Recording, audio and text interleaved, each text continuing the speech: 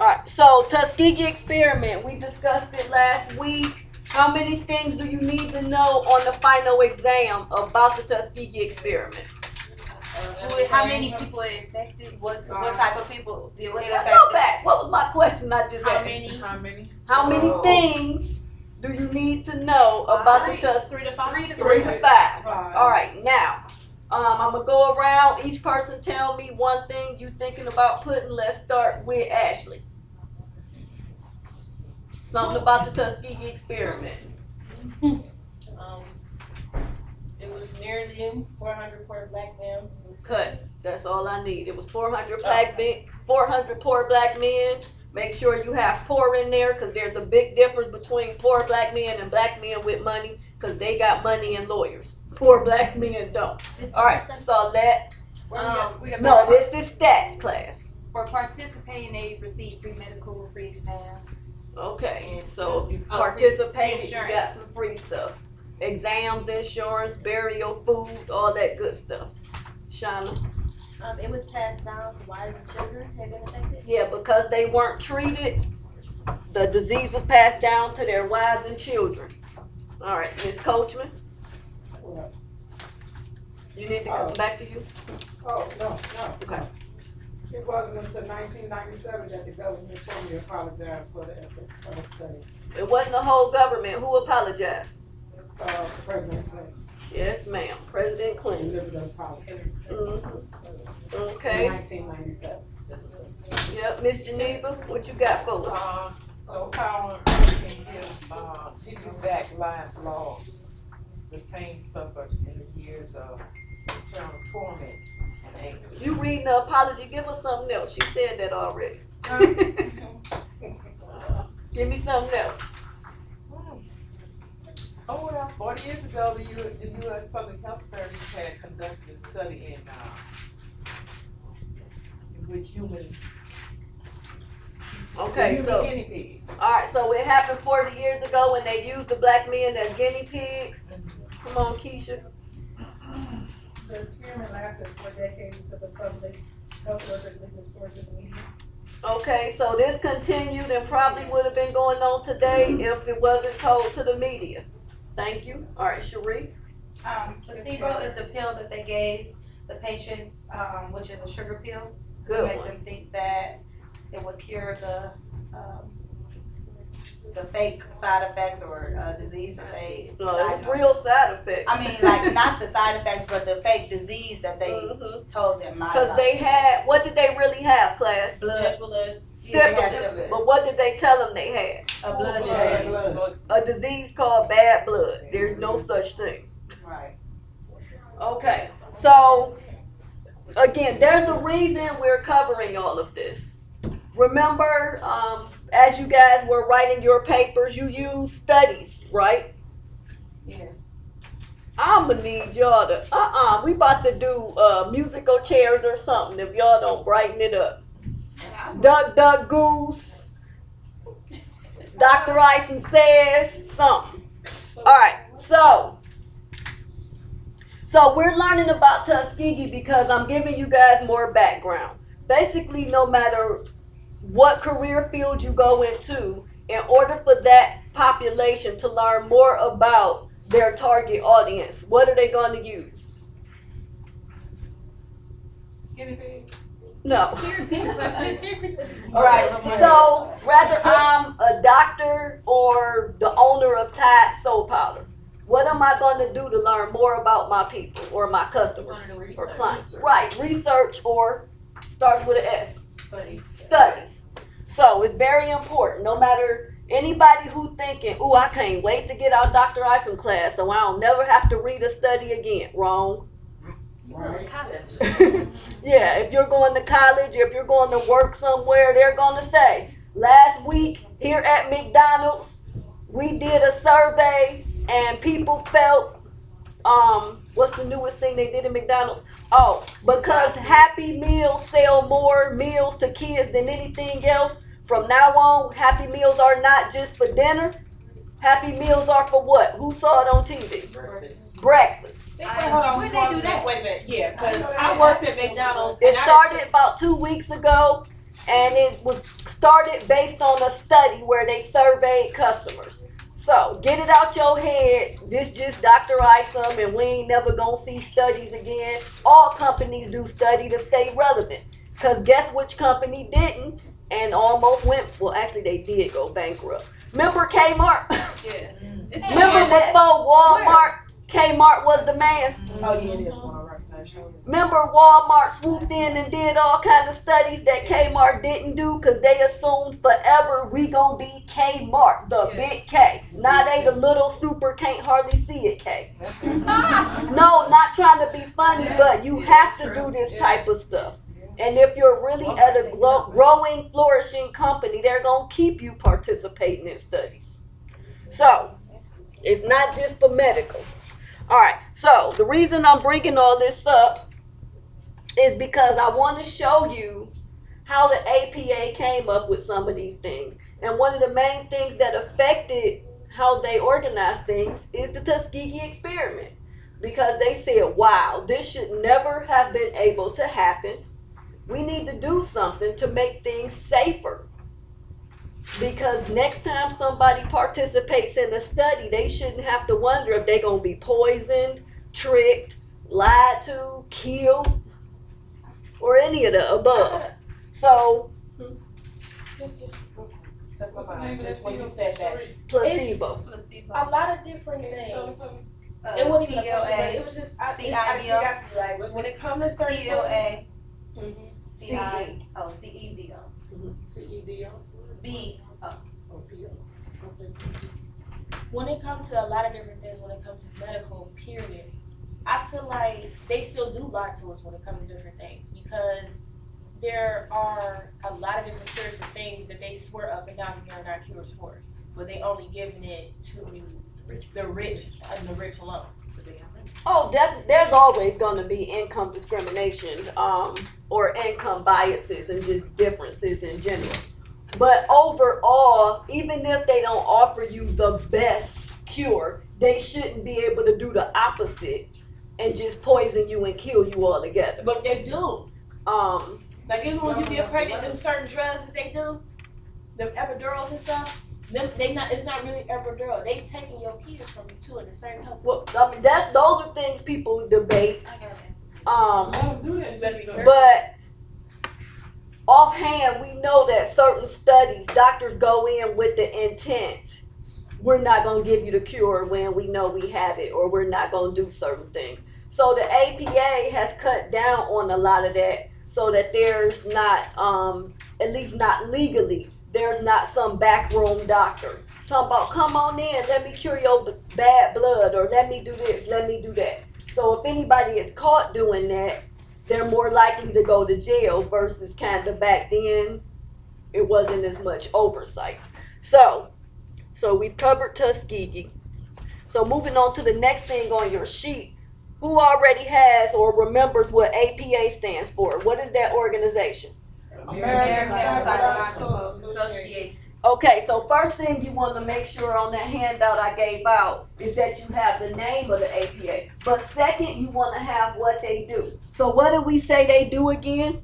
Control several industries.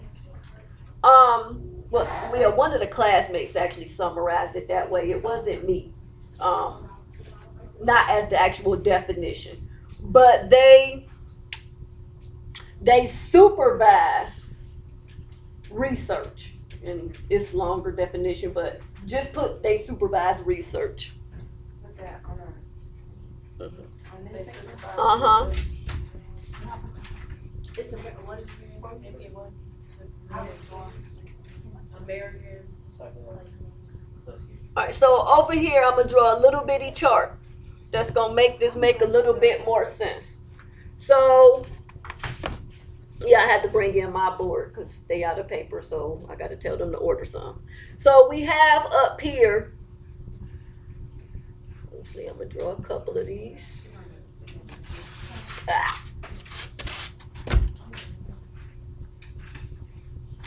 Okay, so let's say Shauna graduates from here and becomes some big time psychologist or some other type of counselor or researcher. She would be called, yeah, I can see that too. She would be called a researcher, right? So we're gonna put Shauna right here in this box. Researcher. All right, so this is Shauna. So she comes back to our school and she says, I wanna do a study, Dr. Isom, and I wanna interview your day, your night, and your weekend class and figure out what happened and why they didn't finish school, because I'm writing a textbook on how to help more people graduate. Now, things have changed. Remember, because of Tuskegee, you can't just say, I'm a doctor, I want to do a study. So now you have to write something called a proposal. And a proposal is a summary of what you plan to do. And then you need to give it to this group. It's called the IRB. So IRB, it stands for Institutional Research Board. Yeah, let me write that down.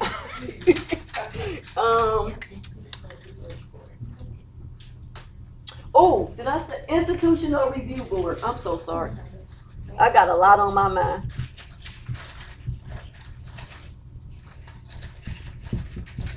I hope this big enough. That's supposed to be TI. I got them running together. Can y'all institutional? INSTITUTIONAL. My letters kind of. Yeah. Okay. STITUTIONAL. Institutional.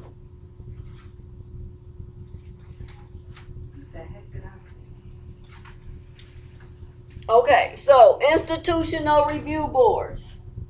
First, before we get into that a little deeper, explain to me institutional. What's an institution? A crazy place. A place where, like, Name 3 types of institutions. Crazy. yeah. Who said? I heard one. Yeah. Jail. What's another type of institute? I know Thank you, Miss Coachman. Extra credit. I said the crazy house. What was Nursing home, jail. But everybody's saying 2 most common things, because y'all heard of Grafton Correctional Institute or somebody's mentally ill institute. An institution actually refers to any type of large company or organization where people gather for the same purpose. So hospitals are institutions. Schools are institutions. It's not just Lorraine Correctional or Cuyahoga County, what they call it downtown, Justice Department, whatever, Justice Center. But actually any type of organization or large center where people meet is an institution. So the reason the IRB is called an Institutional Review Board is because every organization or institution has a review board for when people want to come in and do research. Because if I'm a medical researcher, what type of institutions am I going to? Medical. Where's medical? Hospital. So if I want to do research on cancer or AIDS or diabetes or whatever else, I'm going to go to the head of the hospital and say, I'm writing a book on cancer. Can I go interview all your doctors or all your patients?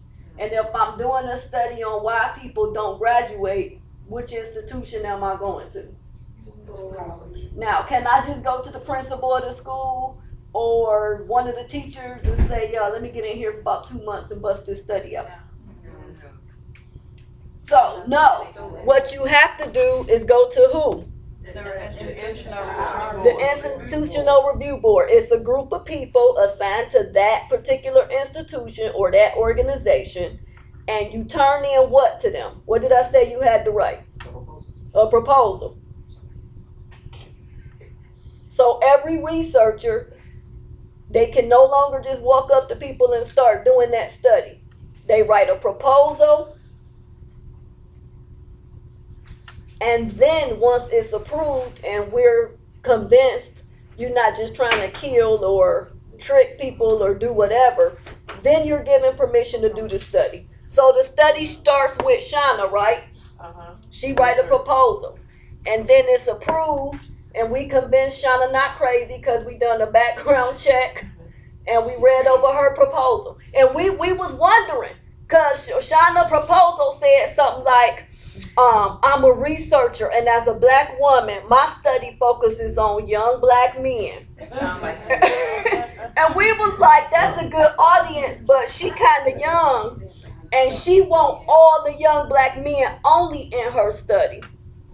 So yeah, we gonna need to check some stuff. All right, so all right, so it goes from the researcher or the doctor to the IRB, and then what happens? Let's say they did the background check on Shauna, and it was kind of iffy, and they can't decide. Look at here. And they can't decide whether or not to let her do the study. Who did I say supervises all research in America?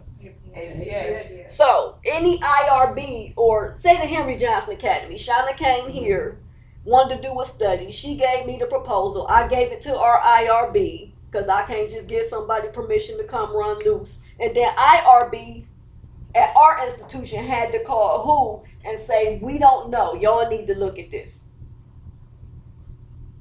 Or even Metro Hospital. If they don't trust Shauna, who do they call? The review board. No, if the IRB doesn't trust Shauna, who do they call? The American. Thank you. APA. So now does everybody understand how this ladder works? So it's the researcher, then it goes to the review board. And then if they can't handle it, it goes to the APA. We Can won't we call the direct FBI. Yeah, you should have done Okay. it. You need these papers or? No, those are notes Oh, okay. for the final.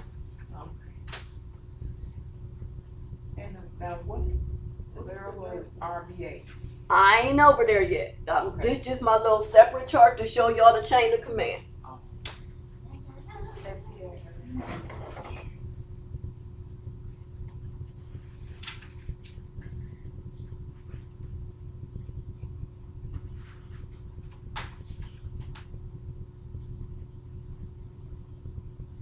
So you guys have no reason when you get to college to be intimidated when they start pulling out studies, because y'all gonna know at least the foundational basics and way more than your classmates who come in fresh out of high school where they didn't even have to write papers. Speaking of studies, I know this is kind of tough. When I was pregnant with my son, I was going to the doctor and they was doing a study on the urine from the pregnant women. So I did it. I got tired of doing it though, because every appointment they make me do it, use a urine sample. So I see how it works. Yeah, they have paid and unpaid studies. And they just share with you, oh, sign this form. We're doing the study and your results could help us. But really, you got a researcher that's spending months and years of their life looking at nothing but urine. That's why I tell you guys, when you're writing your papers, you got to list that author. Give that person credit because they gave up. Just like you drop urine, every woman that came in there that volunteered, about 1,000 people a week drop urine. And then this researcher from, say, every week, 1,000 people came, he got to sit there and study 4,000 urine samples a month. What a way to spend your time, staring at pee.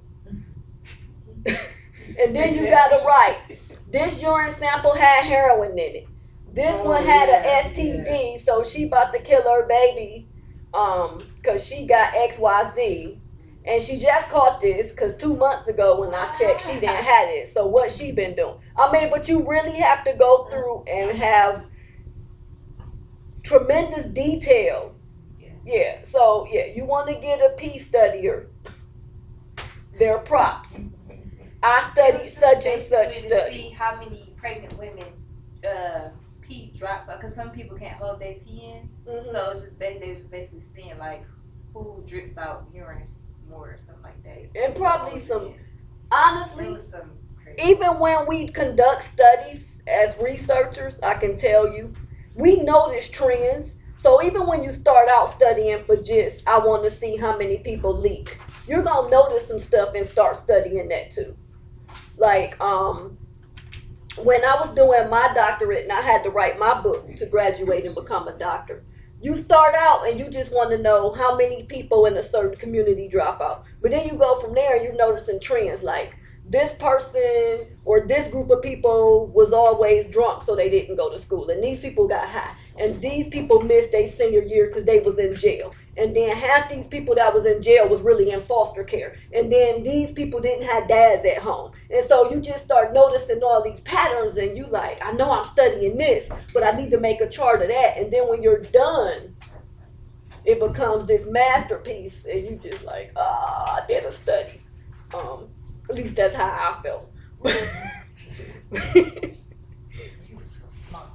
Yeah, but I actually wrote the first book on my topic, which made me spend an extra year in school. But I studied the law in every state, out of all 50 states.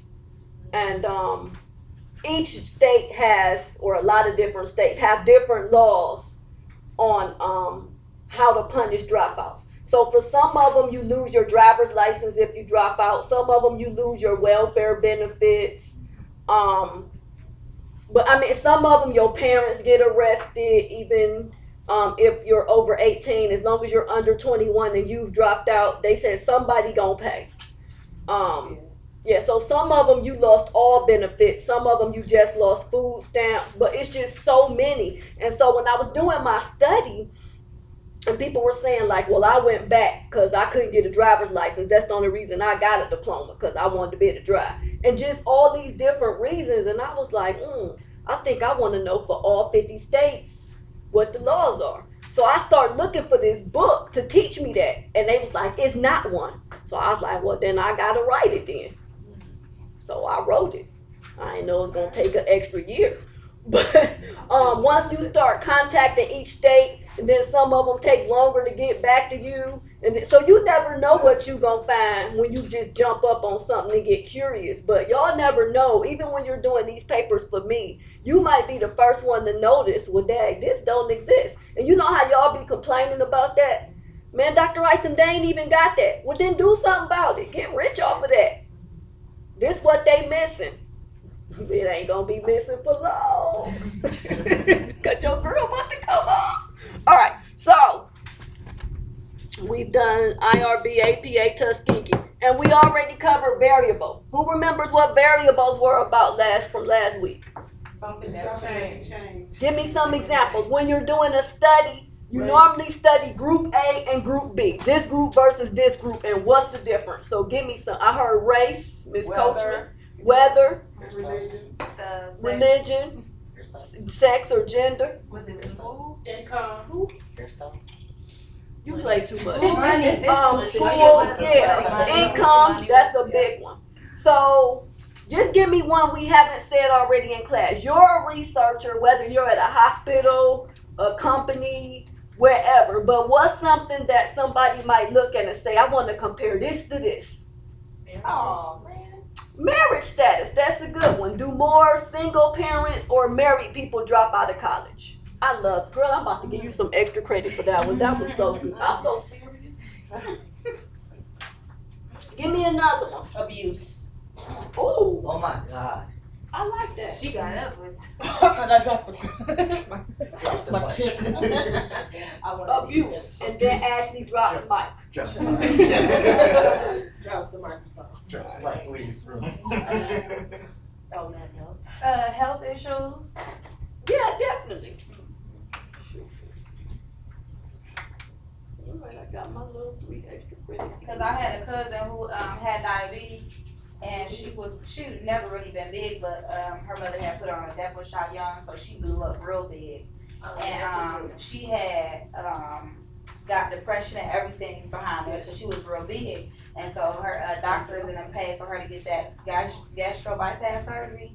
And once she got that surgery, she no longer have high blood pressure, diabetes, none of that. Cause the devil it was giving me headaches to like when my head was about to like explode. Yeah. So, and I was on it before a long time ago. But after I had my son, I'm getting off any birth control. I get on, it messes with me. So I don't have. You tried the IUD? I got it. It got. It depends on your genetics. It So don't certain agree. kinds affect certain people Yeah. different ways. Some people cannot have any effects, and some people can be like on death's door. You're taking a risk whenever you put any kind of chemical in your body, really. But because birth control messes with your hormones and other, it can mess with you mentally, physically. It's some birth control that can make you suicidal. Yeah. One of our friends, she was on it and she would eat a lot. She was just always thick. She stayed eating. She was hungry. Like 5 minutes in, she just ate some. Girl, I'm hungry. Can you just eat you fat? What's It wrong does with that. you? It does that. I'm hungry, girl. I'm like, girl, go Alright, ahead. so everybody has the definition of variable on your sheet. Something that changes. Something that can change. And then we're missing one. Who can tell me what it is? You should have 4 things filled out on the sheet. It's 5 things on there. Scholarly journals. Okay, so scholarly journals, if you take a quick look at them, they look just like magazines. But there's a big difference between a magazine and a scholarly journal. So first I'm going to give you a definition to write next to scholarly journal, and then I'm going to explain a lot of details about it.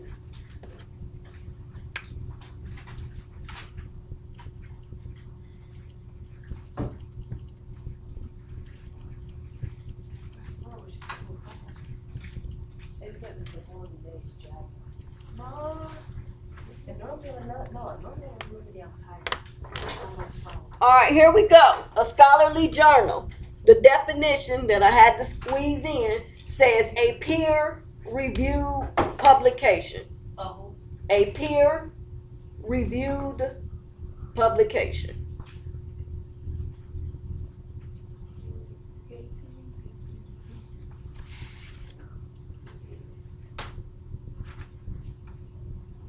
A peer review publication.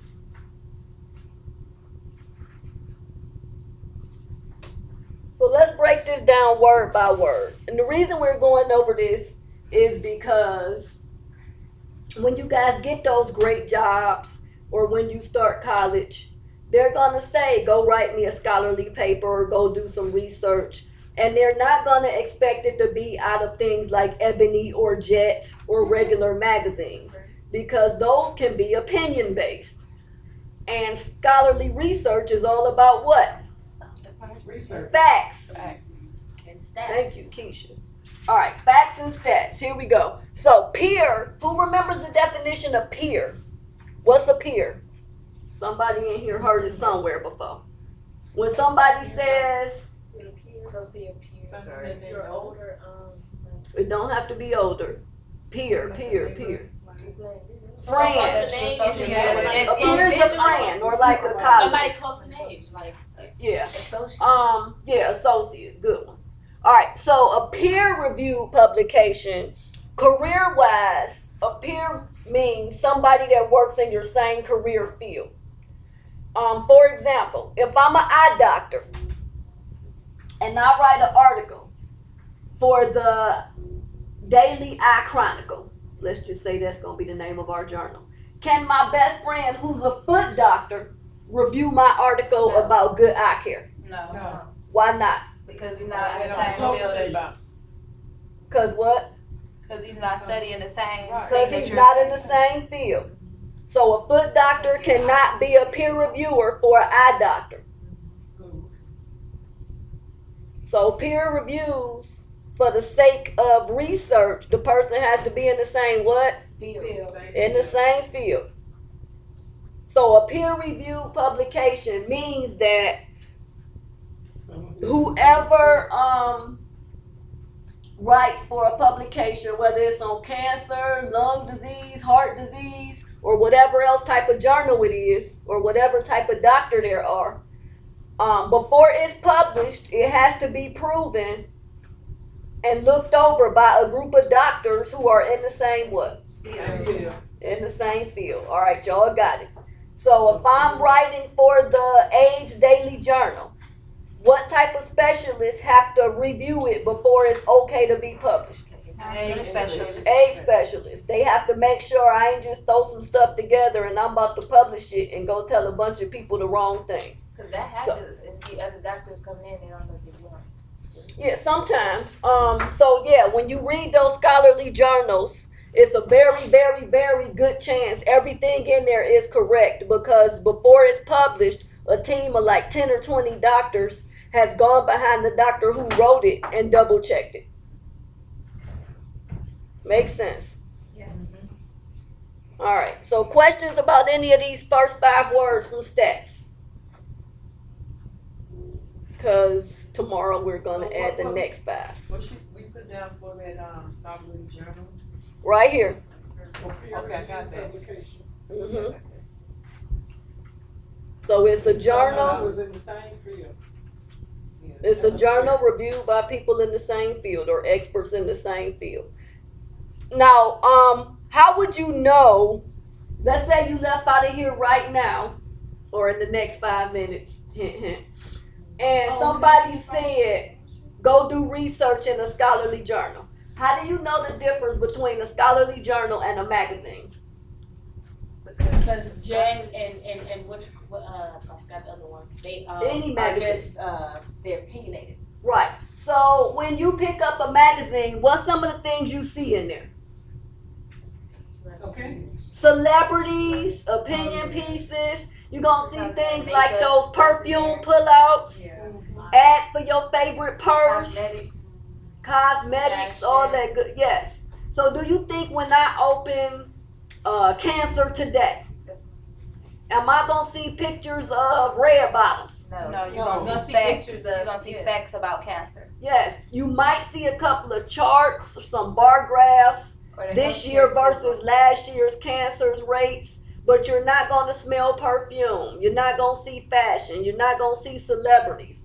You're not going to hear somebody talking about such and such should have been left such and such because she his eighth baby mama anyway. So you're not going to see any of that in your fact-based scholarly journals. But today, we're not going to look for journals, but we are going to start research on our papers. But I'm actually going to bring in some scholarly journals fresh from our school library. Since I can't take the whole class over to the center, I'll bring the library to you.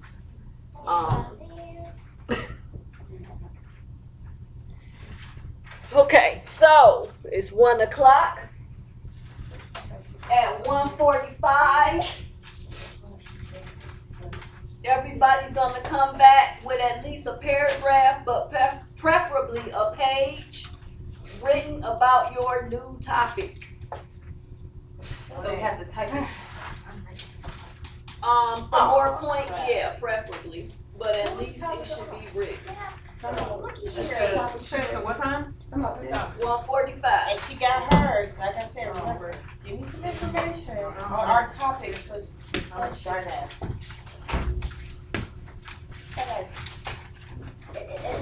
So I'm giving you guys 48 minutes. So many in the world. What we got to do, you pick first, talk about. I was writing, excuse me. Bring me back Right. as close to a page as possible about your topic. Now, when you're writing an APA paper, what should it include? References where? After each paragraph. Not after each paragraph, where? Sentence. After each sentence, whenever you have what? What in the sentence? Oh, whenever you have information. Like what? Treatments and symptoms. Symptoms, Risk treatment, factors. risk factors, Years, days. any years, days, locations. Unless you went to Paris yourself and drew blood from everybody with AIDS over there to see if they got it. You need to get that person permission. Get that person their props. Yeah. All right, see y'all in 45. So we gotta type this paper up.